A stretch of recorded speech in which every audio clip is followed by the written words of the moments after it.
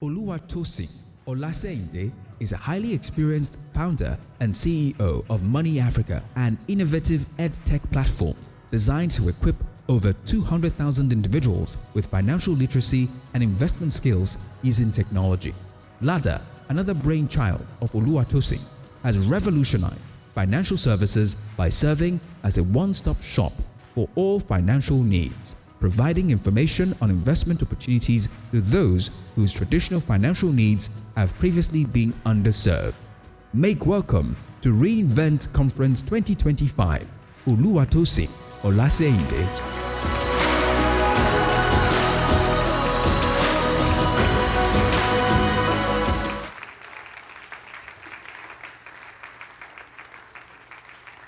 Good evening.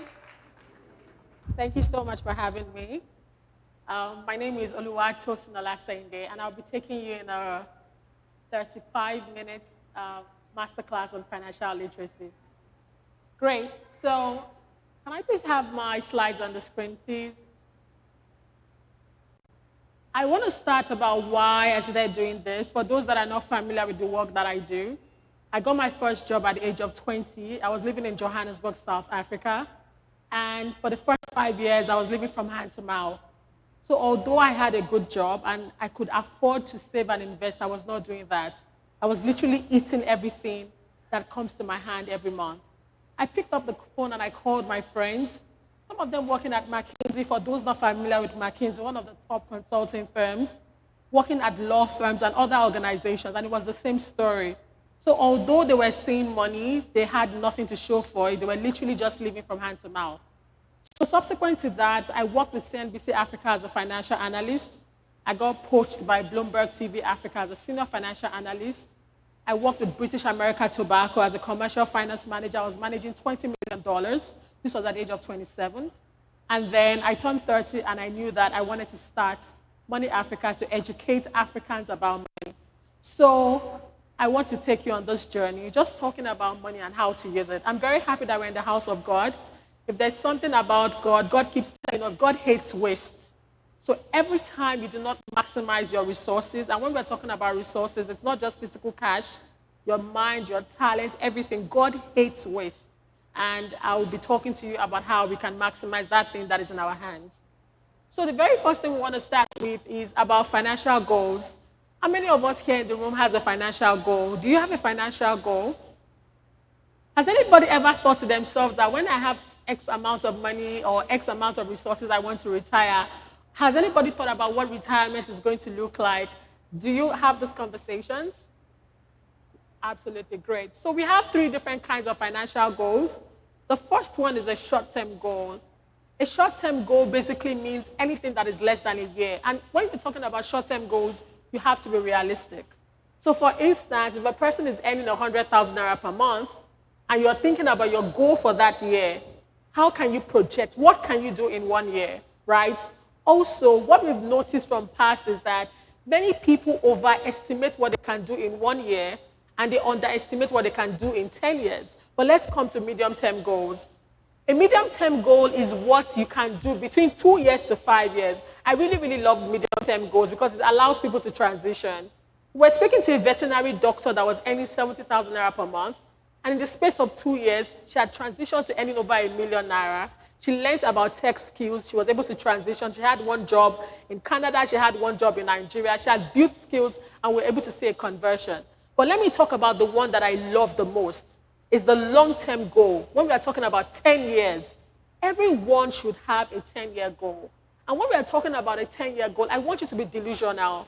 Right? So what is your wildest imagination? What do you think God has put in your hands and God wants you to do? Put a pen to paper and actually write it down. And what is our plan and how can we get there in 10 years?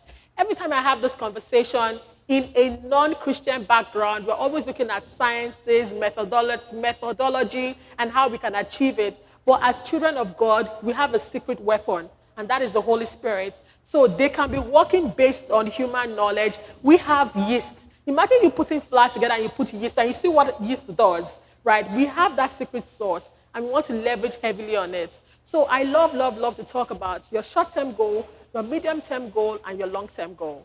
The next one is we want to talk about what is wealth. Is it as a result of mindset or as a result of knowledge, right? So for wealth, every time we ask question, do you think wealth is as a result of mindset or as a result of knowledge? What do you think? Okay, nobody is saying knowledge.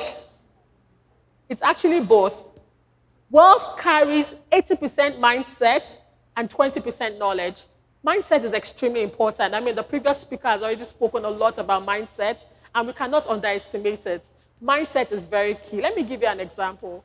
When I was coming into starting Money Africa, all I did was a red lipstick and my phone against my face. As of today, in less than about 5 years, we've raised $500,000 US in funding. We have staff of over 21 people. I have no background in technology.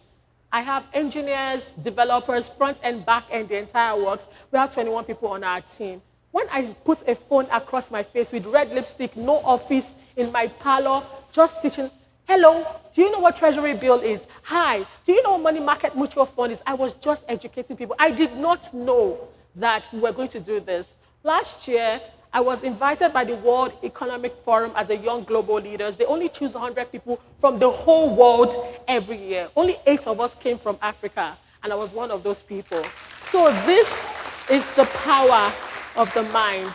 You really, and that is the beautiful thing about being a child of God. You really cannot tell what can we do, what can we achieve, and you want to start dreaming. So every time we're talking about wealth, you're talking about your mind, and you're talking about knowledge. Knowledge carries 20%, mind carries 80%. I love to use this scenario, right?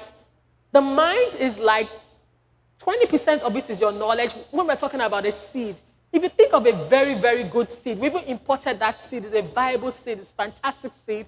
And if you put that seed into a poor soil, what's going to happen to that seed? It will die. It will not germinate. And that's why everybody keeps hammering on this mind. And it's a very, very important conversation, right? So your knowledge takes up 20%, but that mindset takes up 80%. If you look at what we said about people that are wealthy, we say that wealthy people spend much more time planning intentionally about their finances. Sometimes you speak to people, even other believers, and they're very they don't want to go into details about money. Another thing that we've also noticed about this conversation is also with women. It's been conservative, almost as though you don't want to talk about money. You don't want to look as if you care so much for the things of the world. But guess what? Even to further the ministry of God, we need what? We need money. So everyone should be interested of it legally, right? How can we expand it? How can we multiply it? How can we grow it? It's a very important conversation we need to actually start having. Talking about wealth, the next one we want to talk about is wealthy people do not leave things to luck. They secure their assets. So what am I talking about here? It might be a conversation that many people do not want to hear, but I'm going to talk about it anyways. And that's about insurance, right? So many people sometimes say that, their insurance is the blood of Jesus, right? I'm a Christian, and I strongly believe in the blood of Jesus too. However, wisdom is also profitable to do what? Direct. So if you have opportunity for this, take it. I know of a person that, they fell sick, and the hospital charged them 2 digits and millions in naira. But guess who paid for it? The health insurance plan. So sometimes this health insurance plan, they cost like 20K, 50,000 naira, invest in it. It's a nice security, just in case if anything happens, you don't have to pay out of what? Out of your pocket. The same thing with cars. Many people have third-party insurance. We recommend a comprehensive insurance. Get a proper insurance over that car so that in case you need it, you have something to fall back on. The wealthy people are very, very aggressive about things like protecting and protecting and protecting. Still talking about protection, there's another one here as well, and it's called the reputational insurance. Now, in this case here, there's no insurance company that is doing that for you, but you are doing that for yourself. We live in a low-trust environment, and reputation is very, very key. You have to be very intentional about how people perceive and how people see you. So when we're talking about perception and reputation, it's not about falsifying to be who you're not. No. So for instance, I'm a chartered accountant with 2 years of experience. I've been in the financial literacy space. I was inducted by the World Economic Forum this year as a global council leader. And I'm sure there are other people doing great things that could have also been there. But I'm their reputation. I'm putting myself in that light in order to be able to gain this kind of recognition. So things like LinkedIn, how are you showing up there? Things like Twitter, what are you tweeting about? What are you writing about? People are watching. So you want to put your best foot forward. So every time we're talking about reputation, we're not trying to deceive. No, that's not it. We're showing them that this is light, and we want that light to shine bright. We want everybody to see it. So you have to be very intentional about how you're positioning yourself, because it is a critical asset. You can monetize that asset. So the other one that we are going to now is talking about financial independence. We keep having conversations about financial independence, but in actual fact, building wealth is actually a gradual growth. If you look at the media, they'll be like, oh, a 21-year-old just raised $2 million, or this person just raised $5 million. But based on research, the average successful entrepreneur, how old do you think that person is? How old do you think an average successful entrepreneur is? It's actually 45. It's 45. So the whole essence of this conversation is not to say that do not work hard or do not push, but we're also saying it's a long-term growth. You're compounding over years, and you have to be intentional about building those blocks. So there's so much conversation out there about quick money. Every time people come to us, Tosin, I have 1 million naira, I want to change it to 20 million naira within 3 months. That's not how it works. You have to be comfortable with building wealth, gradually, brick by brick, step by step. There's this particular scenario that I love to use. I was saying that, for instance, if a person in their 20s, they finished NYSC, they were investing 20,000 naira every month, and they were getting 10% per annum. By the time that person hits retirement, how much do you think that person will have? Every time we use that same scenario, you get numbers like 10.7 million, you get numbers like 11 million, but in actual fact, investing 20,000 naira every month, earning a 10% return per annum, by the time you hit retirement, the number is actually 211 million. Yes, just from doing 20,000 naira every month. What is the essence of this conversation? You have to start sowing that seed. It's very, very important that you are sowing that seed. You're putting something little away gradually, consistently. So you're probably thinking to yourself, Tosin, I'm no more in my 20s. What's going to happen? Stay with me. If that same person was doing, we said 20,000 naira every month. If that same person started 10 years after, instead of them walking away with 211 million, they'll be walking away with how much? 76 million. So they would have lost about 135 million because they started 10 years later. But don't worry, there's a way to make up for it. How can I catch up? You just have to double your hustle. Instead of you doing 20K every month, if you were to do 50,000 naira every month, you catch up with the person that started what? 10 years before. So you can actually catch up. The whole essence of this conversation is the best time to plant a tree is when? 20 years ago. The next best time is when? Now. So every time we hear this conversation is to say that whatever is in your hand, you want to start. Start putting something away. Start having these conversations. Start speaking to other people. Start forming, we call it a mastermind group. Everyone should have a mastermind group. There has to be 1 or 2 people that you're comfortable talking about money with.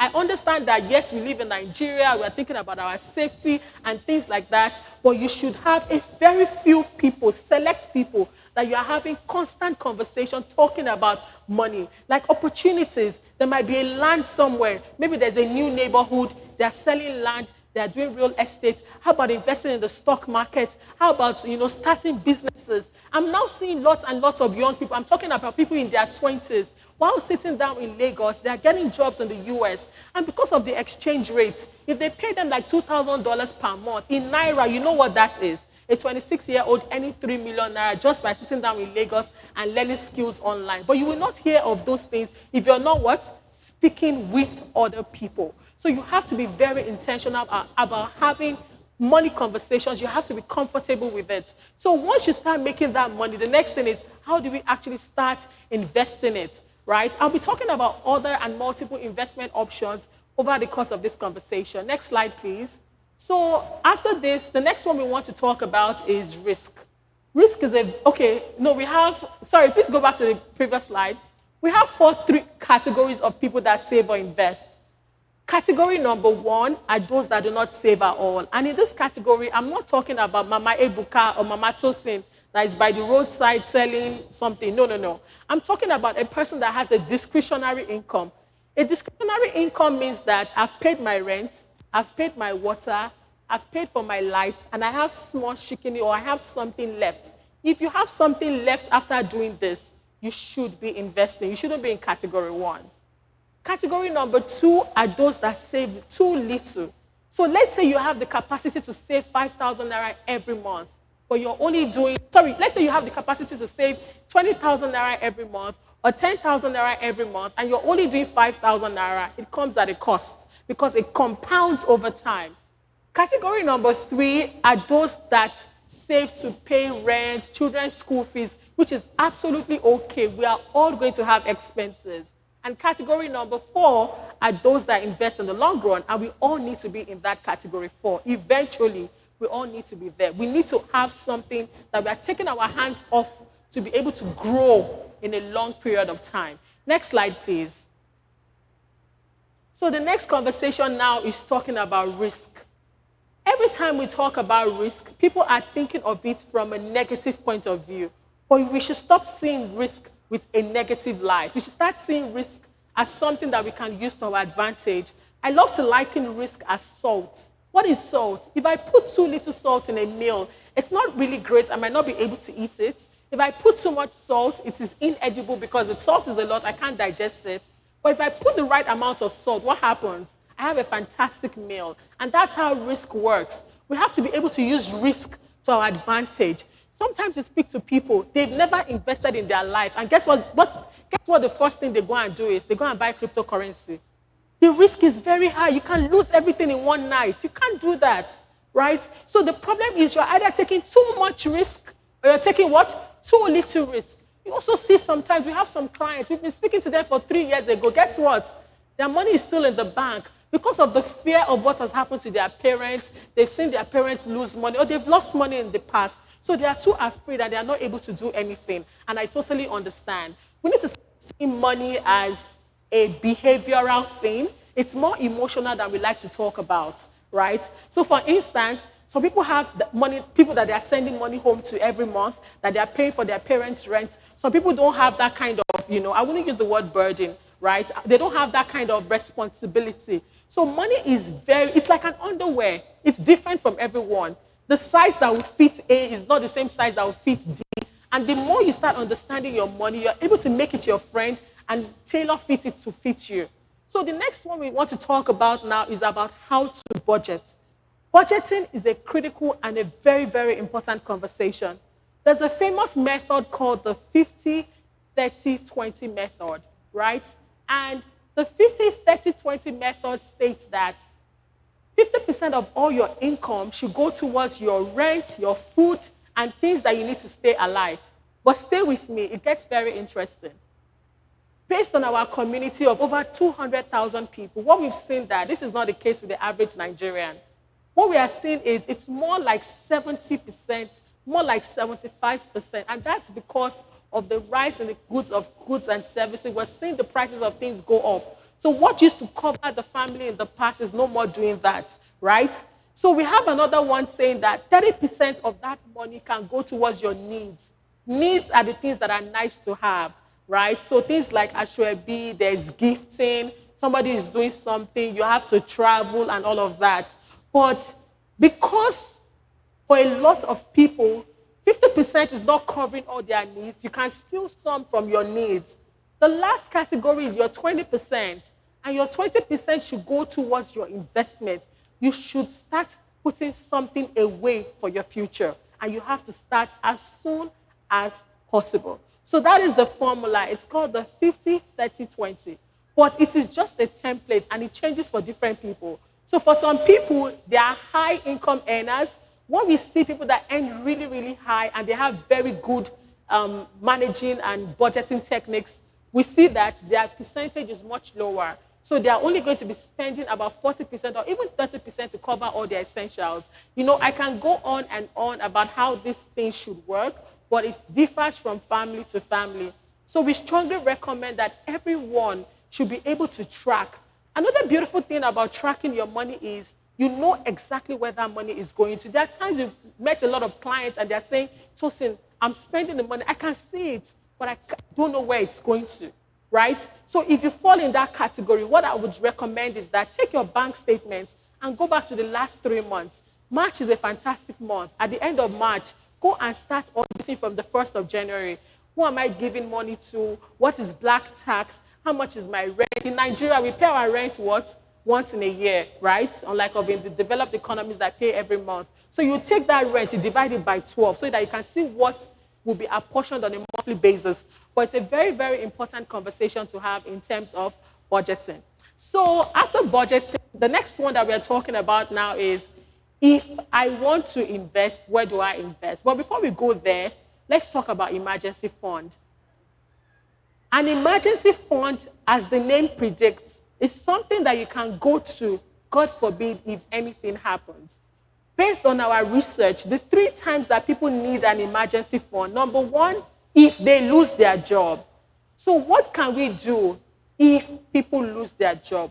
If people lose their job, what we keep saying is that we need to start thinking of a backup plan or a kind of visibility, right? So for instance, when I left my job and I started Money Africa, for 2 years, there were HR people in my LinkedIn trying to convince me to get a job. So you have to be so good at what you do that when you want to switch, it's easier. 3 people can lose their job. 1 can get another one within 2 weeks. Another one can take like 1 year. Another one can take like 6 months. And it all boils down sometimes to skills. So you're looking at what skills are in demand. How can I transfer the skills to another role? And how can I market those skills? And you are your biggest advocate. You need to start advocating for yourself, being visible about your work, looking for how to volunteer, looking for how to transfer those skills. The next time that we see people needing their emergency funds is when they fall sick. And again, we keep preaching that please get a health insurance plan. Some of them cost just 50,000 naira for a whole year. For those that work in 9 to 5, your employer sometimes provide HMO. We highly, highly recommend this. And the 3rd time where people need emergency fund is when they lose their loved ones. So you start seeing when people start turning to the age of 40, you start seeing things like they start losing a mom or they start losing a dad. It's an uncomfortable conversation, but we need to start preparing for it, right? So just having those kind of conversations, even with your siblings and things like that. So those are the cases where we start seeing people needing their emergency fund. So how can I have one? We recommend that you take the amount you need to survive on a monthly basis, you multiply it by 3, and you put it in an account that you can easily access it. So things like your bank account or somewhere like that, but you really, really, really need an emergency fund. The next slide that we're talking about now is, if I want to invest, where do I invest? But remember, for people to actually invest, they also need to be making some kind of money. So we have 2 ways, right? How to make money is one of the ways. Then the other way is how to invest the money that I have. So for people that have jobs, people that have businesses, we recommend that pay yourself some kind of salary. And it serves as a motivation. So when I first started my business, for the first 2 years, I couldn't pay myself a salary because the business could not afford it. We were small. But it was a motivation. I had to start telling myself that I have to pay myself a salary. What are the things that this business has to do in order for that to happen? So start looking for business models or looking for ways to tweak your models around in order for you to be able to generate an income in that particular business. So that way you'll be able to pay yourself some kind of salary and then you'll be able to also invest, right?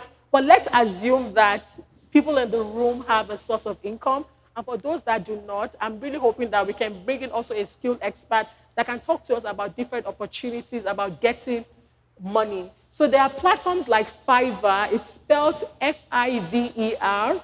It's for people that want to freelance. You have certain skills. You can go onto the platform and look for how to earn jobs from overseas while sitting down in Lagos. For those that already have full-time jobs as well, it's a nice way to also earn income on the side.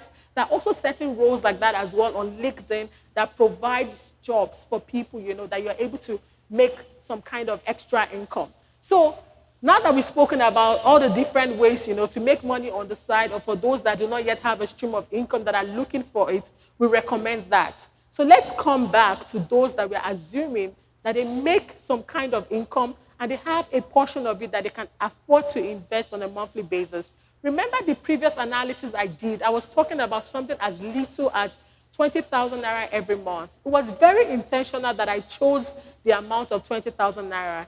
Every time we speak to people, they say things like, oh, Tosin, I'm waiting for that big money, $10,000. I want to start with that. I want to start with 1 million naira. But you can start with something as little as 20,000 naira and it grows over time, right? Sometimes we give ourselves these excuses because we don't want to start investing yet. But the earlier you start, the better. Okay, great. So what are the options? Number one, fixed deposits. So the financial institutions have fixed deposits available for you. They also have savings.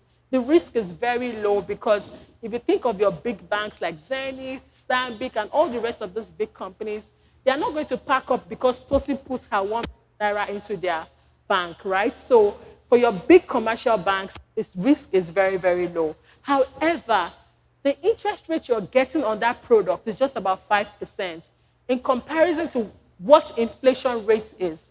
Inflation rate as of today is about 25%. And if you leave your money in savings or just your money in the bank, you're only getting about 5%. You have to sweat that money so that that money can produce more for you. So this is one of the ways. We do not recommend that all your money is here, but this is one of the ways that people do. Number two, the next one. The next one is the microfinance fixed deposits. Microfinance is another way that people invest their money. But you must remember, in 2020, the Central Bank of Nigeria withdrew the licenses of over 300 microfinance banks. So don't let anybody deceive you that just because they have a microfinance license, they are promising you 100% per annum and then you give them your money. You want to do research. Who are the founders? How long have they been in the industry? What do they do? So don't let a high return entice you that you lose your actual capital. The next one, we have treasury bills. Treasury bills is when the government comes and say, hey, we need money from you, right? We highly recommend this. It's from the Nigerian government. The last time the Nigerian government defaulted on any money was in the 80s, right? So the treasury bills is relatively safe. It offers about 24 to 25%. If you're looking for how to get it, reach out to your banks and ask them for treasury bills. It's one of the ways that you can actually invest, right? And the risk is very, very low. We consider this to be a safe kind of instrument. The next one is government bond. A government bond is usually from like 2 years to 10 years to 50 to 30 years and 20 years. It's more long-term in nature. The job of a government bond is that they want to do things in theory. They want to build roads, they want to build hospitals and things like that. And then they get funds from individuals and then they want to put it into that. Next slide, please. The next slide is commercial papers, right? So commercial papers is when companies like Dangote Cement or Zenith Bank or any of these other companies borrow money from individuals. Again, your asset management companies can assist you on this product. We saw Dangote Cement issue commercial papers not too long ago. Zenith Bank issues commercial paper. You just want to compare the different rates and see, which one works best for you. So why are we talking about all these different types? We're talking about the different types and also the risk that is involved. In terms of risk and safety, for those starting for the very first time, I highly recommend treasury bills. It's a good place to start. It offers you about 25% per annum. You can sleep at night, and the risk is very low. Next slide, please. The next one here is something called a mutual fund. So what is a mutual fund? A mutual fund means when people come together and there's an asset management and they take care of that fund. I like to use this scenario. If I put rice into tomato sauce, what is it going to be? Jollof rice. If I put rice into fried vegetables, what is it going to be? Fried rice. If I put rice into palm oil and dry fish, it's going to be local rice. The same thing with mutual funds. What determines the kind of mutual fund it is what the asset management company puts your funds into. So you always have to ask them, what kind of mutual fund is it? What are you investing that fund in? If they put the fund into something like treasury bills or commercial papers, we call it a money market mutual fund. It's one of the most popular funds in Nigeria. Majority of the savings and all of that goes into money market mutual fund, right? Because of its treasury bills, its commercial paper, the risk is very, very low, right? So moving on from that, the next one we want to talk about before we then start wrapping up and also taking questions and answers is something called the stock market, right? So if you've ever heard of the word equity, ever heard of the word stocks, ever heard of the word shares, they all mean the same thing. They can be used interchangeably. So what this means is that you get a piece of a company by investing in the stock market, right? However, in order to tell a complete story, I don't know if those that were investing in the stock market in 2008, you must have heard about the crash and when the market had issues, right? So many people still know of that and they're a bit reluctant, and I totally understand. Another thing that people also worry about is things like inflation. The inflation is very high. So you're saying to yourself, if I put this money in the Nigerian stock exchange, what if the inflation continues to go up? Will my money, will it rise? Will I lose money? And things like that. These are all the other things that people look out for. Can I please get the next slide and show people about the different options? So we did something called a 10 years challenge to show you what happened over the last 10 years. If you look at Nestle, Nestle is a food company. No matter what happens, people are going to eat. In 2019, you looked at those numbers and it did really well, right? You saw Nestle delivering about 670% over the space of 10 years, right? On the same slide, you see GTB giving us just about 182%. Can you please go to the next slide? But we did that same test again in 2024. But guess what happened? That same Nestle that gave us very big numbers has reduced. And why? That's because the manufacturing space is having issues. They're having issues with FX. Then it was like 365 naira to the dollar. Now it's about 1,500 naira to the dollar. Also things like purchasing power. So you start seeing that reflect in the stock market. Why am I sharing this? I'm sharing this to show the risk that is involved. Many people just jump and put their money in the stock market without doing the research. You need to do research. You need to understand what does the company do, what are the risks involved. You just don't want to do it because everybody is doing it. At the same time, some companies still did really well. You're seeing companies like NEM Insurance, you're seeing companies like UBA and Transcorp that did really good numbers. So the whole essence of this conversation is not to say go and buy this share or do not buy that share. It's just to inform you, because many a time we buy things because other people are doing it, so everybody is saying we should do something. Next slide, please. So the next.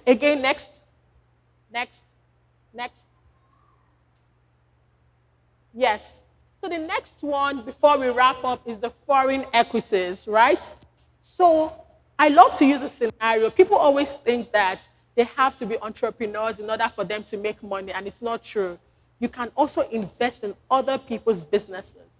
If a person had invested in Netflix, just 100,000 naira, 14 years ago, that 100,000 naira is now worth 14.5 million naira, just from 100K, right? So you're seeing that for foreign shares, we highly recommend it because they are investing, you're going to have your money in the US dollars and it's going to compound over time. Again, this thing requires research and you want to understand it and then you're carefully choosing. But the whole essence of this conversation is just to show what is possible, how can I learn more about it, and how can I start thinking about how to invest my money. So in order to pull all of this together and wrap it up, there are three different classes of assets. Number one is something called the low-risk asset. The job of a low-risk asset is to protect your money. Your money is complete. Every time people are over the age of 50, over the age of 55, we want you protected because you do not have as much time as a younger person to go back and be hustling if anything happens to that money. So you have to be very intentional about protecting. So things like treasury bills, money market mutual fund, it has less risk. Your money is protected. Then we have another one called the medium risk asset. This is where the stock and shares come into play. For those starting for the first time, a nice place to start is something called the S&P 500. It tracks 500 of the largest companies in the US, and it's a nice place to ease yourself into and start. The last category is something called high-risk assets. It's very, very volatile, and we don't want people trading in that space just because of the volatility of it. You can literally lose everything. We've seen cases where people say, oh, Tosin, I went into the crypto market, I bought this coin, I lost like 90% of my money. Remember what the Bible said, God hates waste. So you have to be very intentional about how you take care of that resource that God has put in your care. So we are not against crypto. We're just saying reduce your exposure. Don't do anything over 5% just because of how volatile that particular asset class is. So in summary, your primary job as an investor is how to diversify your risk. You also want to be able to make sure that you are taking cautious risk. For those starting for the first time, you want to get things like a budgeting template. What is coming in? What is going out? How can I do better with my money?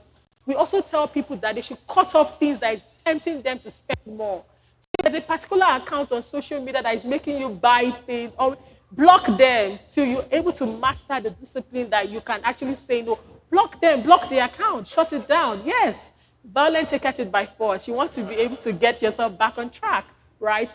Also, continue to have these conversations, right? Speak with your friends, your trusted friends. I have something called a mastermind group. A mastermind group is a group of people that I intentionally selected that we are helping each other to grow. So we're helping each other with business tips. This is my strength. That is your strength. How can we hold each other? How can we grow? I strongly recommend this for people. We always talk about things like mentorship. We want people that are 3 decades ahead of us, which is great. But many a time, they do not have the time that we require. So what we can do is that we can engineer our own kind of system. Getting that mastermind group, we're joining forces together, and we're trying to build things over time. So with these few words of mine, I want to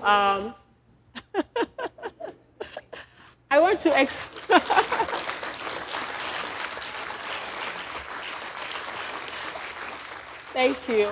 I want to elaborate about how it's very, very important for us to start taking very good care of our money, start being involved, start being intentional about it, building a budget together, starting that investment and making the first step. So if you've never started anything at all in terms of your money, first thing first, get a budgeting template. Go and start checking what is coming in, what is going out. Where am I living? How much am I paying for rent? Ordinarily, we always advise that you should not pay more than 3 months' rent as your rent. So if you earn 100,000 naira per month, we advocate that your rent should not go up more than 300K. But I also understand how hard it is to find a flat or even a place for 300,000 naira. But you understand. So these are just some of the metrics that you're looking at, right? So things like cutting your coat according to your size. For people that are still young, staying in your parents' house a little bit longer, just to be able to gather yourself together and just being very intentional and cautious about it. Another one that we do not speak about enough is how to make more money. How can I make more money? I remember that I was speaking to one of our clients, and I told her, go and apply to that Ivy League school. She said, Tosin, nobody in my house has ever gone. I said, why can't it be you? Why can't it be you? She said, Tosin, you really think I can go to an Ivy League? I said, put in the application. So many a time, people are not trying. You are not biting because you think they're going to tell you no. But you are self-rejecting. Based on data, I know this is Women's Month. Women do not apply for things because they are not qualified. They feel they are not qualified. But men apply for things even when they have just 60% of the skills they are looking for. So you are a child of God. You're a lion. Apply for it. Let them say no by themselves. Give them a chance to say yes or no. Go ahead and put in that application. So you have to start intentionally looking for how can I also make more money? How can I earn more? How can I build my skills? How can I create a 2-year plan so that I can go from here to the next level? So that in the next 2 years, we are having a different kind of conversation, that we have changed level, we are moving up, that we are gradually climbing that ladder. So thank you so much for having me, and I really do hope you found this insightful.